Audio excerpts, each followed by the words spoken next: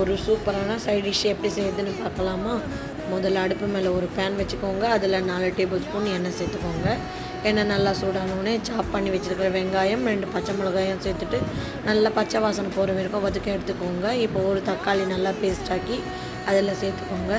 சேர்த்துட்டு நல்லா எண்ணெய் பிரிஞ்சு வர வரைக்கும் வதக்கிக்கோங்க. இப்போ கொஞ்சம் கருவேப்பிலை, 1 டேபிள் ஸ்பூன் மிளகாய்த்தூள், தேவைக்கேற்ப உப்பு, 1/2 டேபிள் ஸ்பூன் கரம் மசாலா தூளையும் சேர்த்துட்டு நல்லா வதக்கி விட்டுக்கோங்க. இப்போ மசாலா வேகிற அளவுக்கு கொஞ்சம் தண்ணியும் சேர்த்துட்டு ஒரு 10 நிமிஷத்துக்கு நல்லா வதக்கி விட்டுக்கோங்க. இப்போ எண்ணெய் பிரிஞ்சு வரும்போது 1/4 கிலோ அளவுக்கு உருளைக்கிழங்கு நல்லா தோல் நீக்கி வச்சுருக்கேன். இப்போ அதையும் சேர்த்துட்டு ஒரு 5 நிமிஷத்துக்கு நல்லா வதக்கி விட்டுக்கோங்க. இப்போ உருளைக்கிழங்கு முருகிற அளவுக்கு தண்ணியை சேர்த்துக்கோங்க.